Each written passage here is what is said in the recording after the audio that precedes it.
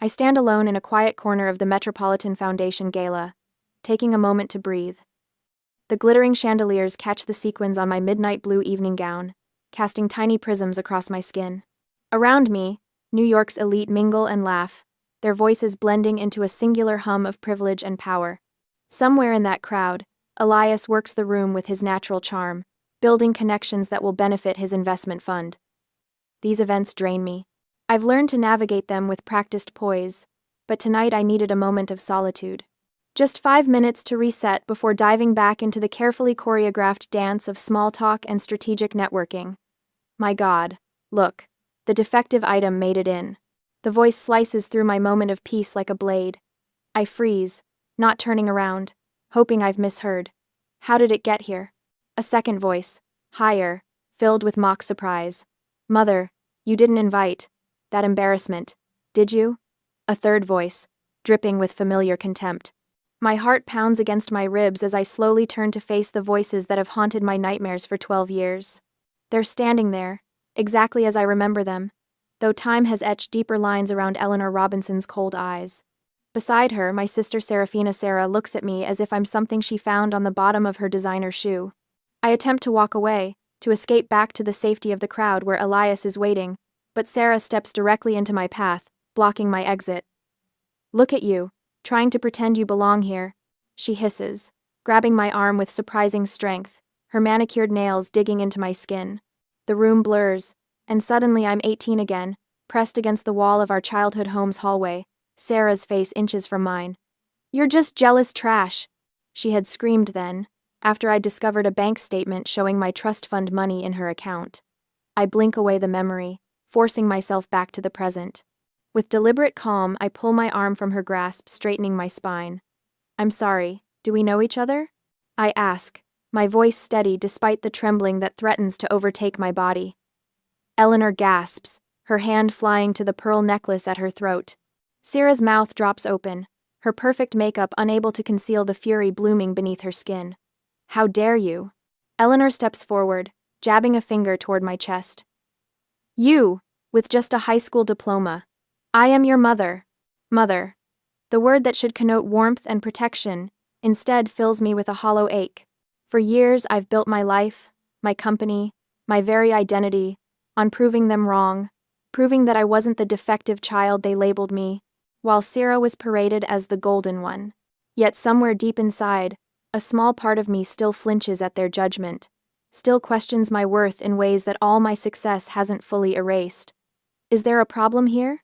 Dr. Arthur Robinson appears at Eleanor's side, his silver hair perfectly coiffed, the same imposing figure who once slid legal papers across his desk for me to sign away my future.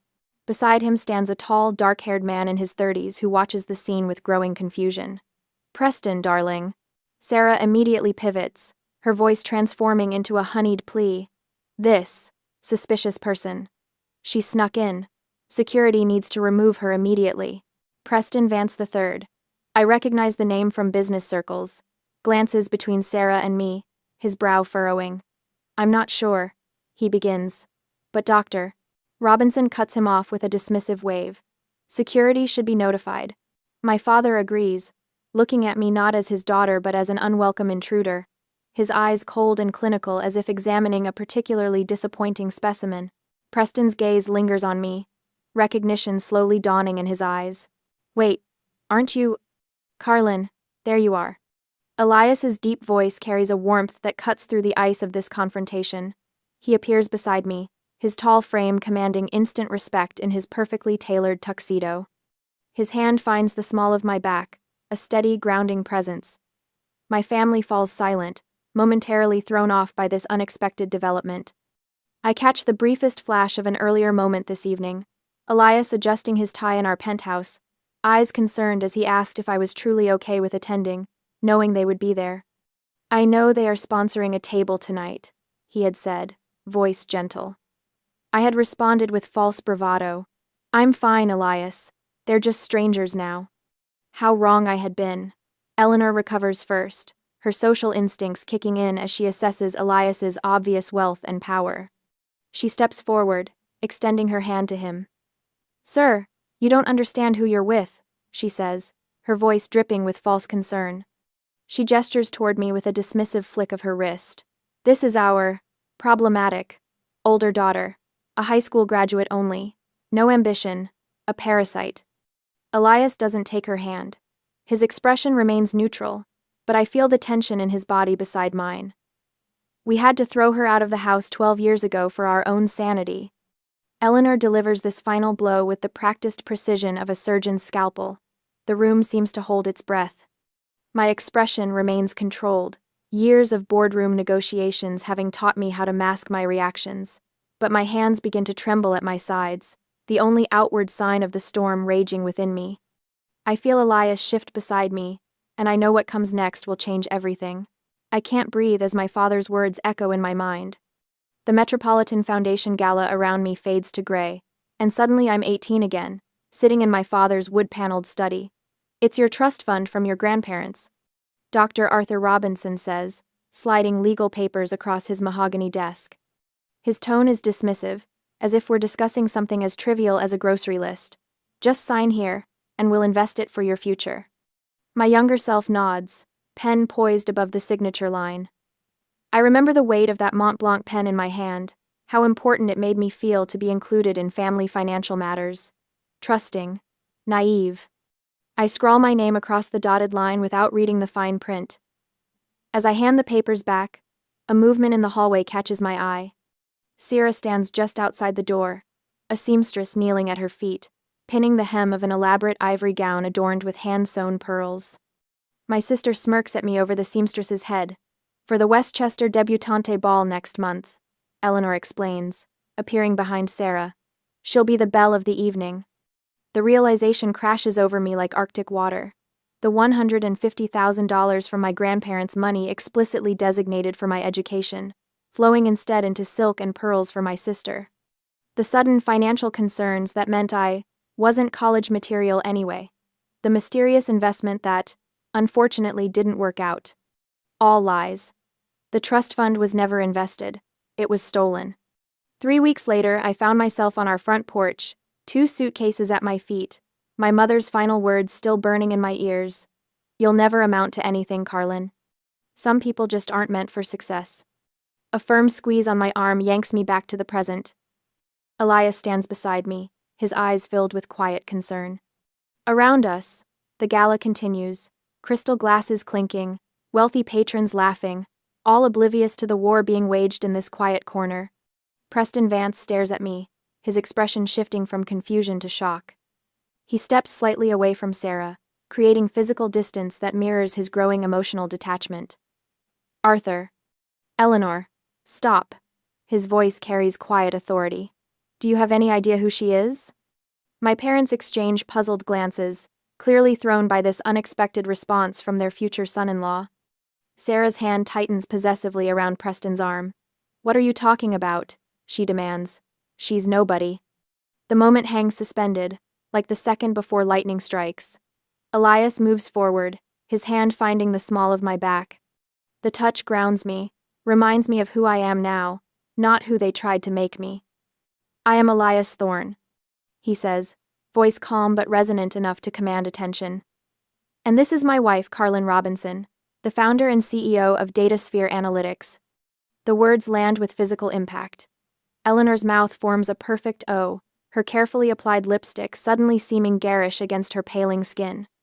My father's shoulders stiffen, the first crack in his imperious facade. That's impossible, he mutters, but the conviction in his voice has already begun to waver. I watch them process this information, these 2 people who orchestrated my exclusion with such calculated precision. Eleanor, who convinced everyone, including me, that I was fundamentally flawed.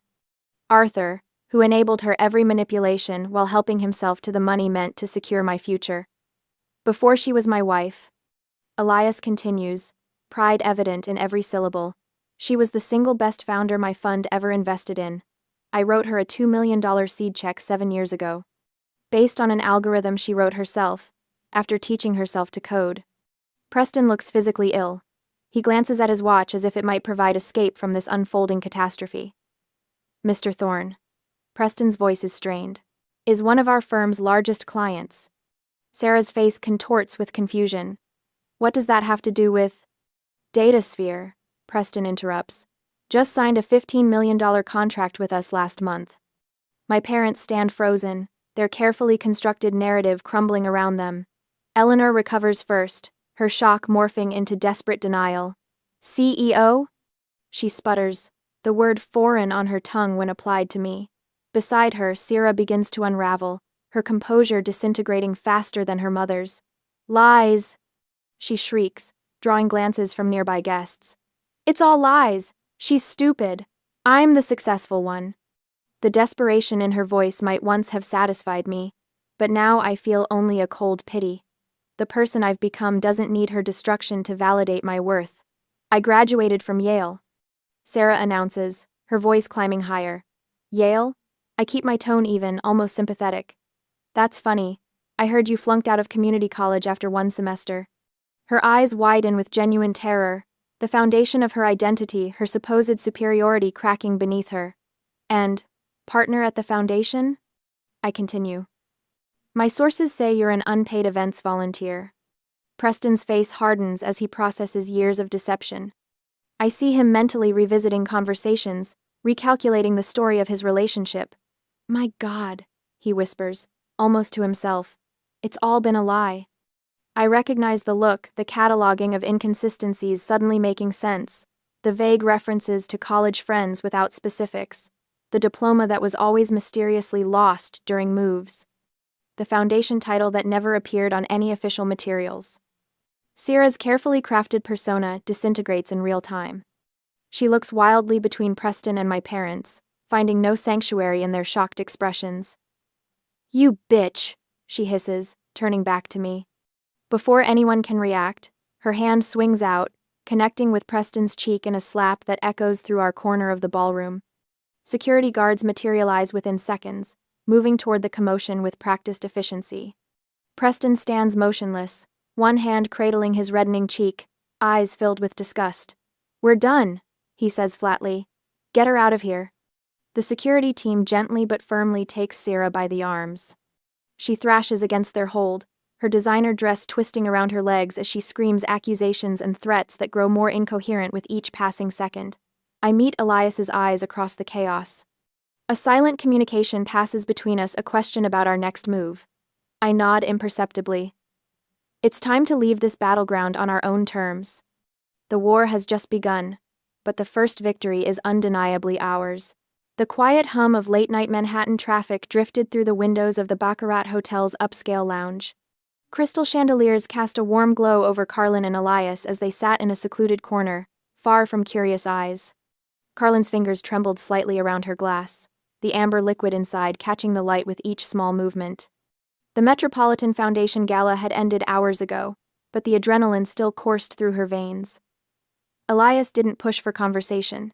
He simply sat beside her, his presence solid and reassuring. The understanding between them needed no words tonight had changed everything. The careful walls Carlin had built around her past had been breached, and there was no going back. I never expected to see them again, Carlin finally said, her voice barely above a whisper. She stared into her drink, seeing not the expensive cocktail but the shocked faces of her family. Part of me always knew this day might come, but... Her voice trailed off, unable to fully articulate the strange mix of relief and pain that washed through her. 12 years of silence had ended in less than 15 minutes of confrontation.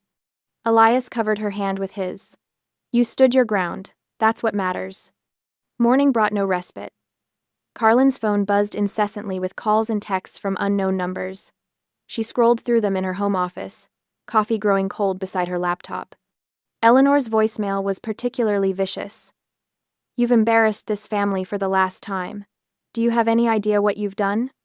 Arthur's message followed, his surgeon's voice stripped of its clinical detachment. You'll regret this public spectacle. We raised you better than this. Worst were Sierra's texts, each one more unhinged than the last. The perfect facade of the golden child had crumbled completely, revealing the desperation beneath. By midday, Carlin received word through business channels that Preston had canceled the engagement. The Robinson family had wasted no time launching a counteroffensive, spreading whispers about Datasphere's business practices and Carlin's character to anyone who would listen. 3 days later, Carlin stood in her office at DataSphere headquarters, gazing at the Manhattan skyline through floor-to-ceiling windows. The room was a testament to her success. Awards lined the shelves, patents hung in sleek frames, and team photos captured moments of triumph that no one in her family had bothered to acknowledge. Her eyes drifted to a small frame tucked on a lower shelf. Her high school graduation photo, the one day when her accomplishments should have been celebrated. The image showed her alone in cap and gown, no proud parents or family members beside her. She had taught herself to code that summer, determined that if education was to be denied her, she would find another path. "Mrs. Thorne, your legal team is here," her executive assistant announced, interrupting her thoughts. Carlin turned from the window, squaring her shoulders. "Send them in." As the door closed, she added in a voice that carried the weight of her decision, "It's time to document everything." Over the next 2 weeks, Carlin approached her family's attacks with the same methodical precision that had built her company from nothing.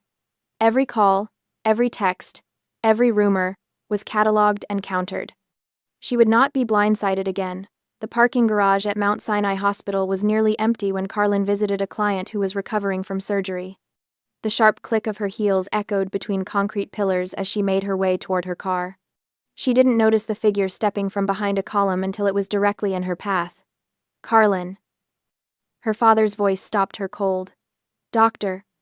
Arthur Robinson looked haggard, his usually immaculate appearance showing signs of strain. "This has gone too far. You must fix this." "Fix what exactly?"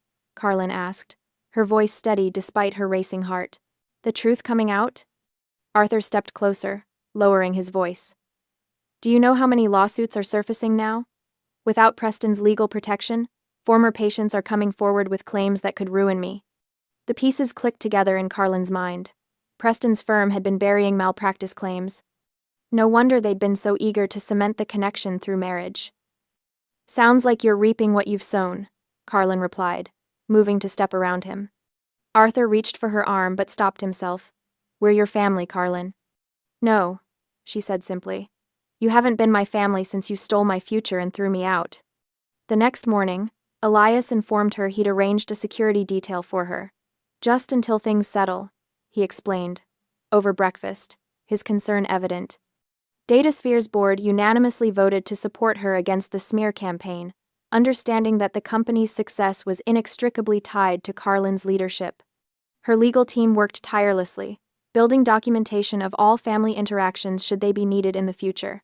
Most surprising was the email from Preston.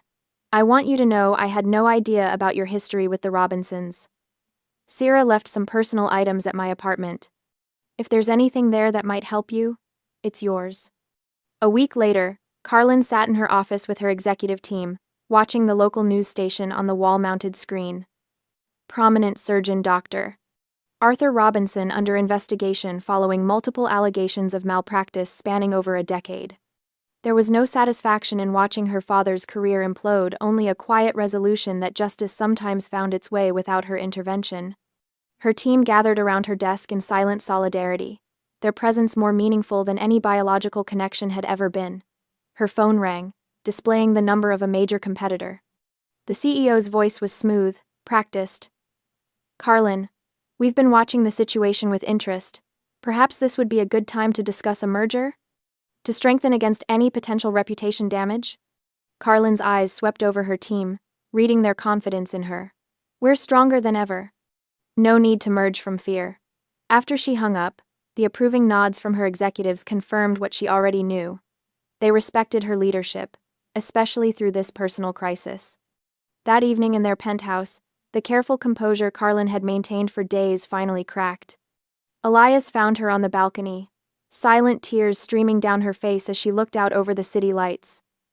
"You don't have to be strong every minute," he said softly, wrapping an arm around her shoulders. "For 12 years I believed I was nothing," she whispered, "that I deserved what they did. That I was defective." The word caught in her throat, the label that had defined her for so long. "I keep waiting to feel satisfaction seeing them fall apart," she continued, wiping away tears. "But I just feel free." Elias pulled her closer. "That's because you're nothing like them." The next day, Carlin sat across from a forensic accountant in the conference room, reviewing documents spread across the polished table. Bank statements showed the clear transfer of $150,000 from her trust fund to Serafina's personal account 12 years ago. Beside them lay receipts for Sarah's debutante expenses, totaling the exact amount. This is textbook embezzlement of a trust fund, the lawyer confirmed, tapping the papers. We could press charges immediately. Carlin considered the evidence before her. No, she decided. Let's keep this as our insurance policy. They'll make their next move soon enough. That night, her phone rang just after midnight. The screen displayed an unknown number, but Carlin knew instantly who it was. Carlin. Eleanor's voice sounded uncharacteristically broken. It's your father. He's lost his license. Carlin said nothing, waiting for what would inevitably follow. We need your help, Eleanor continued, desperation creeping into her voice. We're your family. Across the room, Elias looked up from his book. Their eyes met, and in that silent exchange was the strength of a true partnership. No, Eleanor, Carlin replied, her voice firm and clear. You're not my family. You're just people who share my DNA. She heard Eleanor's sharp intake of breath before ending the call, cutting the final thread that had bound her to her past. 3 weeks after the gala incident, I sat in the glass-walled conference room of DataSphere's executive floor. Morning sunlight streamed through the windows, illuminating the faces of my leadership team as we reviewed quarterly projections. The analytics division had exceeded targets by 17%, and our newest algorithm was performing better than expected in beta testing. These numbers look promising, I said, making notes on my tablet. Let's discuss scaling the rollout schedule. My assistant, Rachel, appeared in the doorway, her usual composed expression replaced by barely concealed anxiety. She gestured apologetically. Mrs. Thorne, I'm sorry to interrupt, but your lawyer is on the phone. She says it's urgent. Something in her tone made my skin prickle. I nodded to my CFO to continue the presentation and stepped into my office, closing the door behind me. Diane, what's happened? I asked, keeping my voice level despite the apprehension building in my chest. The Robinsons have filed a lawsuit against you, she said without preamble. They're claiming $5 million for elderly support and family obligation. They're citing filial responsibility statutes. The words hit me like a physical blow. Not shock, I'd half expected something like this, but the sheer audacity of their demand. $5 million. After everything they'd done. I took a deep breath, my mind already calculating potential moves and countermoves. Send me the full complaint. I'll clear my afternoon schedule. Are you all right, Carlin? Diane asked, concern evident in her voice. Perfectly fine, I replied, already thinking 3 steps ahead. This isn't unexpected, just disappointing. Within the hour, I had assembled my legal team in the private conference room on the 35th floor. 5 attorneys sat around the table as Diane laid out the details of the Robinson family's claim. They're arguing that as financially successful offspring, you have a legal obligation to support your elderly parents in their time of need, she explained, scrolling through the complaint on her tablet. They've cited your annual income, the value of your company, and even included photos of your penthouse from that architectural magazine spread last year. Jonathan, our lead counsel, frowned as he reviewed the documents. It's a desperate move, but one that could drag on for years if we let it. Even with the flimsiest of legal grounds, the discovery process alone would be invasive and time-consuming. And the publicity? I asked, already anticipating the answer. Potentially damaging, admitted Caroline, our PR director. They've already approached 2 financial news outlets for interviews. We've managed to delay publication, but they're painting themselves as abandoned elderly parents whose daughter has forgotten her roots. The conference room fell silent as everyone waited for my reaction. I could feel their concern not just for the company's reputation, but for me personally. These people knew me, had worked with me for years. They'd seen the aftermath of the gala incident, witnessed my composed exterior while navigating the initial media interest. We could settle, Jonathan suggested carefully. Make this go away quietly with a fraction of what they're asking. Say, $500,000? With ironclad NDAs, of course. I stood up and walked to the window, looking out at the Manhattan skyline. The glass felt cool against my fingertips as I considered our options. No, I said finally, turning back to face my team. I won't pay them a penny for their extortion. My voice remained steady, but the anger I felt had crystallized into something cold and precise, a weapon rather than a liability. Diane, contact Melissa Ross at Forensic Accounting. I need her team ready to work by tomorrow morning. The next day, I met with Melissa and her financial investigator, James Torres, in their downtown office. Spread across the conference table were stacks of documents, bank statements, trust fund paperwork, and legal filings dating back 12 years. We've established a clear paper trail, Melissa explained, arranging the evidence chronologically.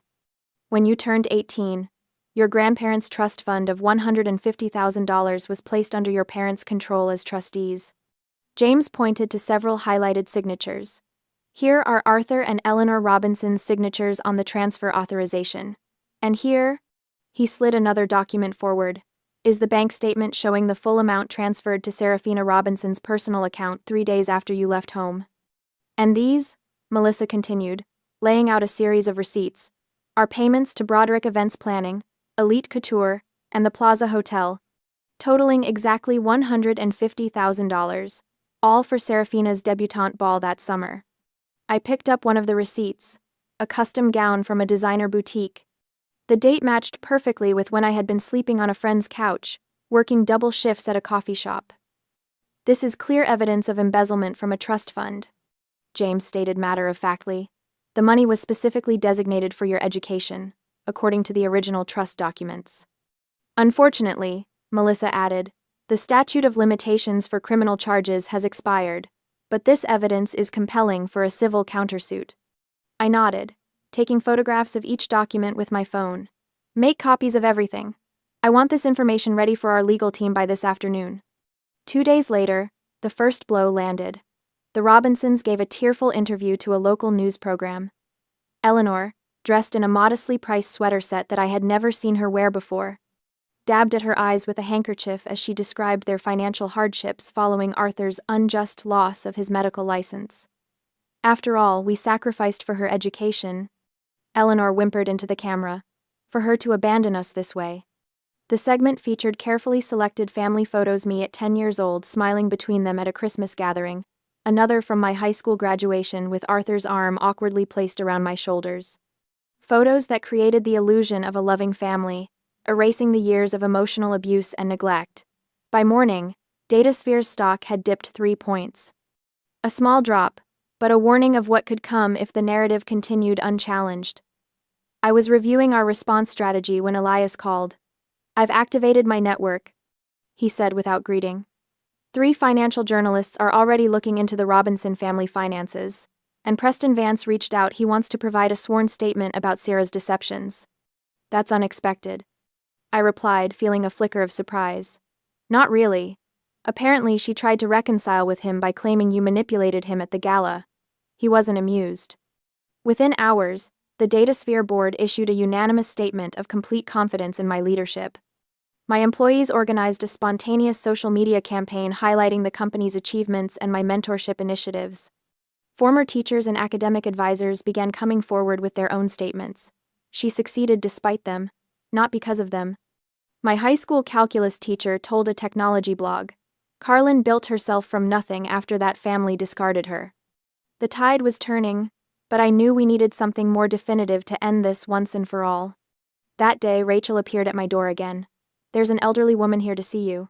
She doesn't have an appointment, but she's quite insistent. Says her name is Margaret Thompson. A.S. The name meant nothing to me, but something in Rachel's expression made me curious. Send her in. Margaret Thompson walked slowly into my office, leaning slightly on a polished wooden cane. She had to be in her 80s, with carefully styled silver hair and alert eyes that assessed me with unexpected sharpness. I'm Margaret Thompson, she said, her voice stronger than her frail appearance suggested. I was your grandmother's best friend for 40 years. My breath caught. My grandparents had died when I was 14. I had few memories of them, just vague impressions of warmth and holiday visits. Please, sit down, I said, indicating the chair across from my desk. She settled herself carefully before continuing.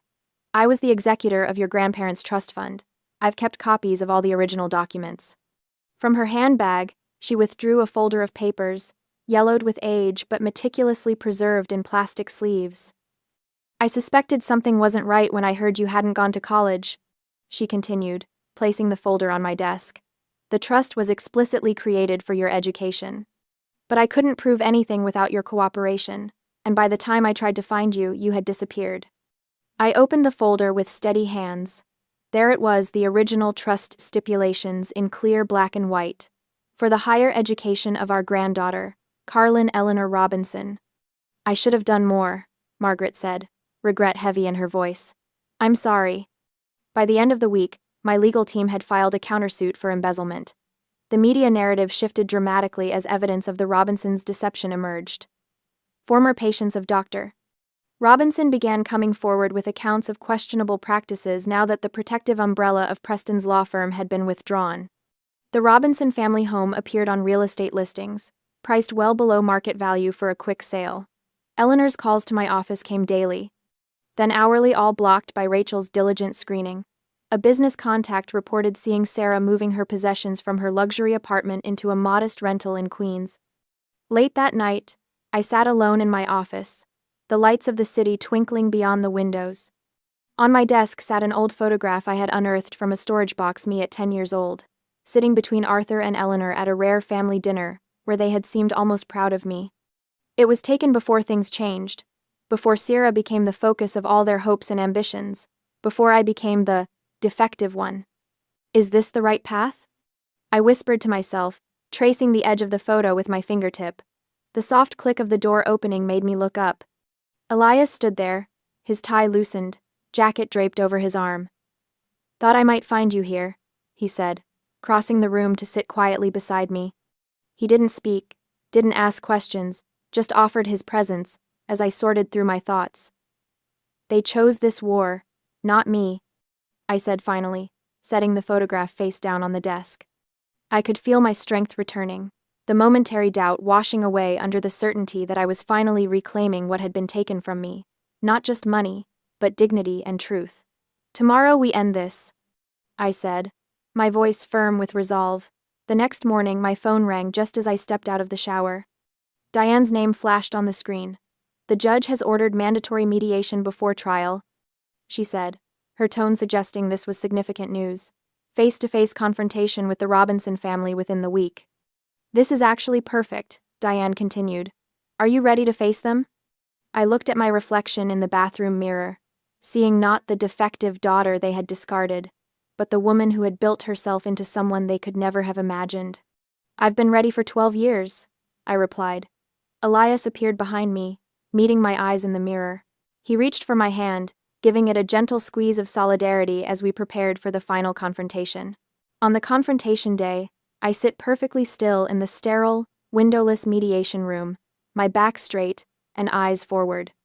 The fluorescent lights cast a harsh glow over the conference table, where my parents await my arrival. They look like strangers now, haggard shadows of the polished figures who once commanded respect in every room they entered. Eleanor fidgets with the cuff of her cheap suit jacket, a far cry from the designer labels she once wore like armor. Beside her, Arthur hunches forward, the once proud surgeon now diminished, his eyes fixed on the scratched surface of the conference table. Their lawyer, a nervous man with thinning hair and ill-fitting clothes, shuffles papers without purpose, clearly out of his depth. When Elias and I enter with my legal team, the shift in power is palpable. My Armani suit feels like battle armor as I take my seat across from them, my expression revealing nothing of the storm of emotions churning beneath my composed exterior. "Carlin, darling." Eleanor extends her hand toward me, her voice softening into the maternal tone she reserves for public performances. "Can't we talk as family? This has all gone too far." "This has gone far enough, Carlin," Arthur adds, his voice attempting to summon the authoritative tone he once used to silence me at the dinner table. The effect is hollow now, like an actor who's forgotten his lines. Their lawyer clears his throat. "Miss Robinson, surely you understand the importance of family loyalty. There's been a misunderstanding about the trust fund. Your parents have always wanted what's best for you. After all we've done for you," Eleanor adds, her eyes glistening with tears, I recognize as manufactured. "I've seen this performance before." I remain silent, watching as they reveal their desperation with every word. Elias sits beside me, his steady presence anchoring me against the undertow of old conditioning that threatens to pull me back into doubt. The Robinsons' lawyer straightens his crooked tie and pushes a document forward. We're asking for $5 million in support under filial responsibility laws. Your parents are experiencing financial hardship, and as their daughter, you have a legal obligation to provide care. His voice gains confidence as he continues. This process could drag on for years, Miss Robinson. The media attention alone could damage your company's reputation irreparably. He leans forward, lowering his voice. This will follow you forever unless you settle. The room falls silent as all eyes turn to me. I feel Elias's hand brush mine under the table, a reminder that I am not alone this time. My lawyer, a silver-haired woman with razor-sharp eyes, places a single manila folder on the table.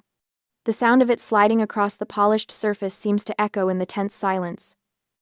Mr. and Mrs. Robinson, she begins, her voice calm and measured. You are suing for parental support. However, we have here the financial records for the $150,000 trust fund left for Carlin's education. She opens the folder and slides several bank statements across the table. These statements show the full amount was liquidated and transferred to Miss Serafina Robinson's personal account. Arthur's face pales as she continues. The transfer occurred exactly 3 days after Carlin was forced from your home. My lawyer taps a fingernail against the date highlighted in yellow. And, according to these receipts, the purpose appears to have been to pay for what appears to be a debutante ball. The door opens, and Margaret Thompson walks in, her silver hair pulled back in a neat bun. At 78, she carries herself with quiet dignity, clutching a leather portfolio to her chest. This is Margaret Thompson, my lawyer announces. She was the executor of the trust established by Carlin's grandparents. Margaret opens her portfolio and produces the original trust documents. These stipulate that the funds were exclusively for Carlin's education, she explains, her voice steady despite her age. My lawyer continues the assault, placing more documents on the table. Fraudulent transfer papers bearing Arthur and Eleanor's signatures. Receipts from vendors for the debutante ball that match the exact amount of my trust fund. And finally, photographs of Sarah in an elaborate custom gown. That isn't support, my lawyer says, leaning in so that my parents can't escape her gaze. In this state, it's called embezzlement. She pauses, letting the word hang in the air. And it is a felony. Eleanor gasps, her hand flying to her throat, a gesture I've seen her practice in the mirror. Arthur physically shrinks in his chair, eyes fixed on the damning evidence before him. Their lawyer whispers urgently in their ears, his face ashen. We need a moment, their lawyer requests, ushering my parents out of the room. When they return 15 minutes later, all traces of arrogance have vanished. Eleanor's makeup is smudged beneath her eyes. Arthur looks like he's aged a decade in the brief recess. We would like to withdraw our lawsuit immediately, their lawyer announces, his voice flat. We're prepared to proceed with criminal charges, my lawyer counters. Please, Carlin. Eleanor's voice breaks, stripped of its usual manipulation. We'll lose everything. Arthur cannot even look at me, his hands trembling as they rest on the table. The man who once commanded operating rooms now appears utterly defeated. I take a deep breath, feeling the weight of this moment a crossroads I never expected to reach. Memories flash through my mind, being called defective at the dinner table, watching Sarah receive praise for mediocrity while my achievements were dismissed, signing away my future on blind trust. The night they changed the locks on our family home. I won't press criminal charges, I finally say, my voice strong and clear. Relief flashes across their faces, but I continue before they can speak. In exchange for a permanent, ironclad restraining order, I never want to see or hear from any of you again. The papers are signed within the hour. The Robinsons leave quickly, shoulders slumped in defeat, avoiding eye contact with everyone in the room. I remain seated as the mediator confirms. This matter is officially resolved, Miss Robinson. I stand, feeling taller than I ever have before. Elias takes my hand, pride evident in his eyes. Masterfully handled, my lawyer says quietly. It's finally over, I reply, and for the first time, I truly believe it. Outside the building, bright sunlight warms my face. I take a deep breath of fresh air, feeling lighter than I have in years.